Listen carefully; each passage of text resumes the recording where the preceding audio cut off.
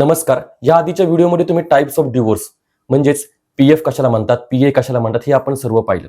आजचा व्हिडिओ हा अतिशय महत्त्वाचा आहे. आजचा व्हिडिओ पती आणि पत्नी दोघांच्या बाजूने आहे. आजचा व्हिडिओ कंटेस्टेड डिवोर्सची संपूर्ण लीगल प्रोसिजर मी आपल्याला या व्हिडिओमध्ये समजून सांगणार आहोत.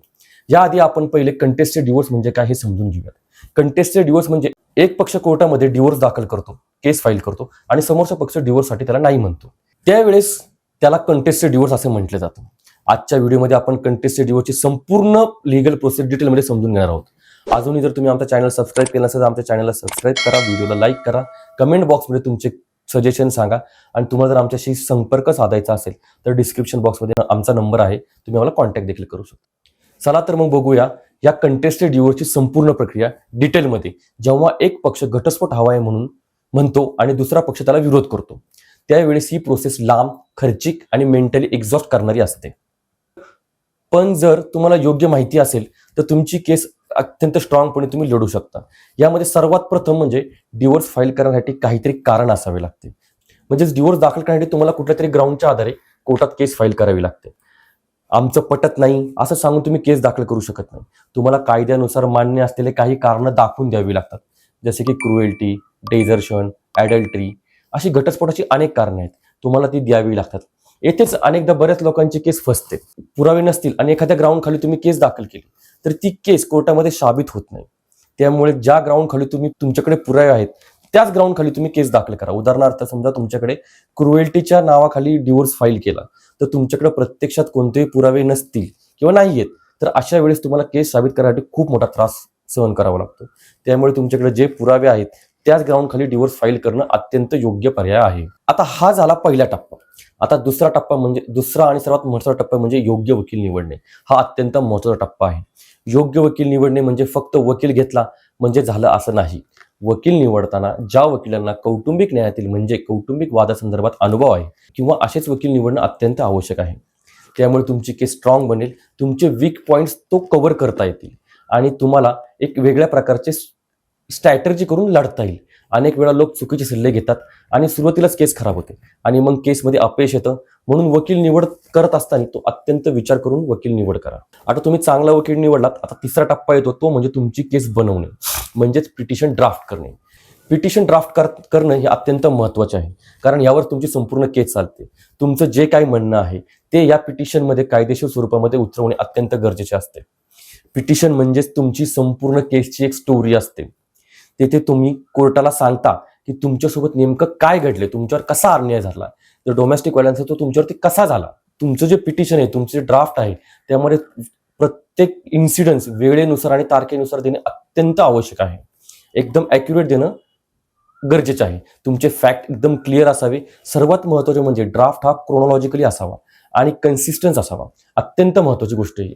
ड्राफ्टमध्ये कोणत्याही प्रकारचे अतिशोक्ती नको आहेत, ती लिहिणं टाळावंच. जर तुम्ही इथे काही चुकीचं लिहिलं आणि नंतरच्या वेळेस काही वेगळंच निघालं तर तुमची केस पूर्णपणे वीक होऊन जाते. त्यामुळे जे घडले ते वकिलांना नीट सांगा आणि तेच पिटिशनमध्ये लिहा. आता तुमचा ड्राफ्ट तयार झाला. आता ह्यानंतरचा चौथा टप्पा म्हणजे केस फाईल करणं. पिटिशन बनवल्यानंतर त्यासोबत काही कागदपत्रे तुम्हाला कोर्टामध्ये दाखल करावी लागतात. उदाहरणार्थ लग्नाचे फोटोग्राफ्स, मॅरेज सर्टिफिकेट्स, लग्नाची पत्रिका, या सर्व गोष्टी दिल्यानंतर ही पिटिशन फाईल केली जाते. सध्या कोर्ट प्रोसिजर ही ऑनलाईन असल्यामुळे ही प्रोसिजर ऑनलाईन प्रमाणामध्येच होते. पिटिशन फाईल केल्यानंतर ते चेक केले जातात आणि तुमच्या केसला एक नंबर दिला जातो आणि मग मॅटर कोर्टामध्ये हिअरिंगसाठी किंवा त्याची तारीख पडते आणि कोर्टात तारखा सुरू होतात. साधारणपणे पहिल्याच तारखेला जाब देणार म्हणजे जी समोरची व्यक्ती आहे त्यांना अर्जदार म्हणजे जो केस फाईल करतो आणि जो जाब देणार म्हणजे ज्याच्या विरोधात केस फाईल केली आहे तर तो जाब देणार ह्याने मेहरबान न्यायालय हा जाब देणार ह्यांना इश्यू नोटीसची ऑर्डर करतं. म्हणजेच पिटिशन दाखल झाली आहे त्या संदर्भात नोटीस काढण्याचा आदेश केला जातो आणि त्यानंतर पुढची तारीख दिली जाते. यानंतरचा पुढचा टप्पा येतो की नोटीस काढणे किंवा नोटीस पाठवणे. हा अत्यंत महत्त्वाचा टप्पा असतो. या टप्प्यामध्ये बऱ्याचशा केसेसला खूप वेळ लागतो.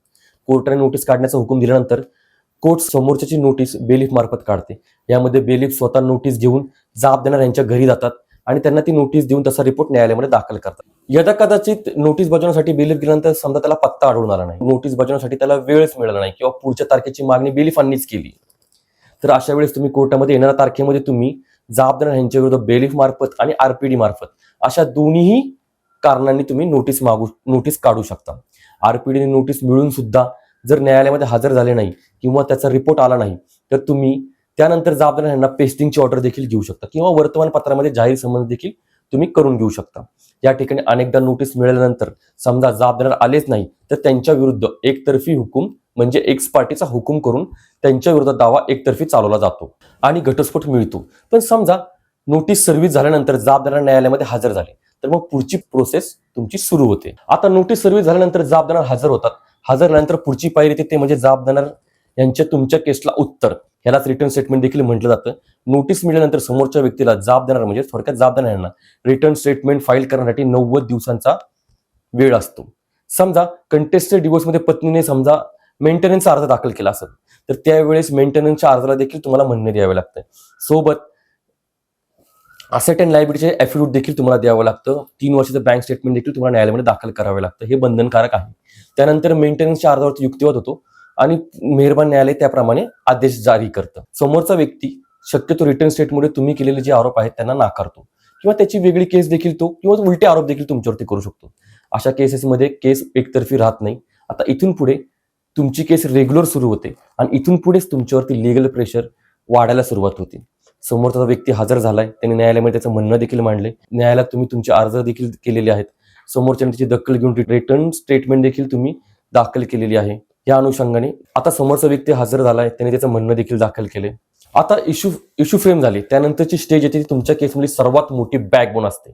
या स्टेजला तुमच्या मॅटर आल्यानंतर तुमचे मॅटर 50% ऑलरेडी संपलेलं असतं. आता फक्त पुराव्याच्या कामी तुमचं काम चालू असतं.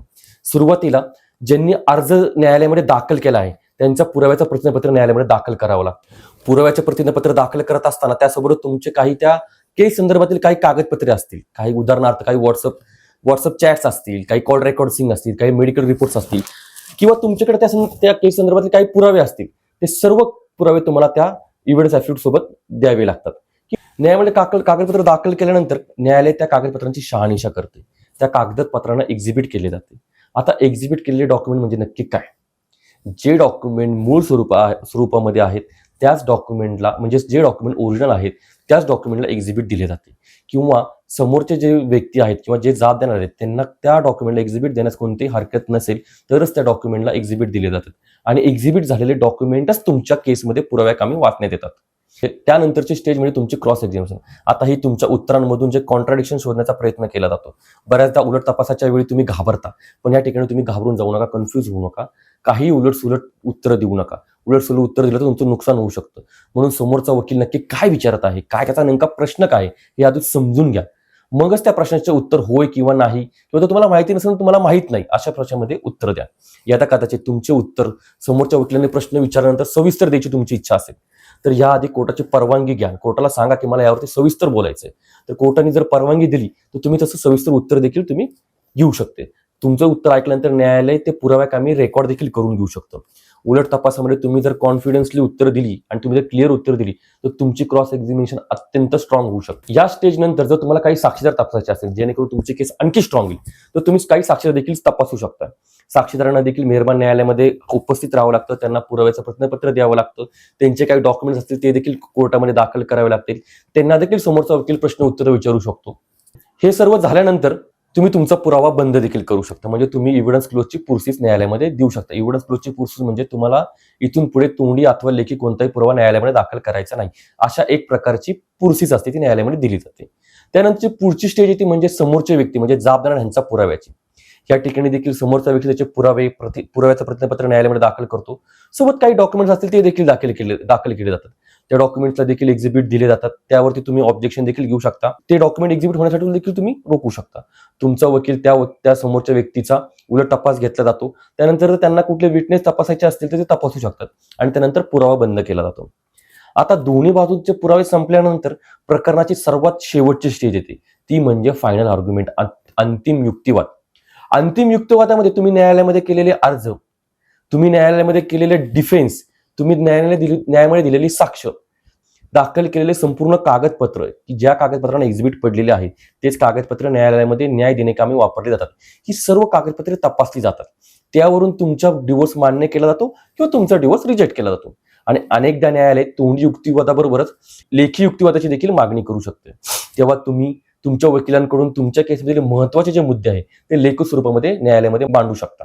समजून घ्या, कंटेस्टेड डिवोर्सचा निकाल लागायला बराच वेळ लागू शकतो. त्यामुळे सर्व प्रोसिजर तुम्ही अत्यंत शांतपणे आणि संयम ठेवणे अत्यंत गरजेचे आहे. कंटेस्टेड डिवोर्स ही फक्त केस नाही, तर ही पूर्ण लिगल प्रोसेस आहे. हा व्हिडिओ जर तुम्हाला आवडला असेल तर व्हिडिओला लाईक करा, चॅनलला सबस्क्राईब करा. तुमचे काही सजेशन्स असतील, तुम्हाला असं वाटत असेल की आम्ही कुठल्या वेगळ्या विषयांवरती व्हिडिओ बनावा, तर तुम्ही आम्हाला कमेंट बॉक्समध्ये नक्की सांगा.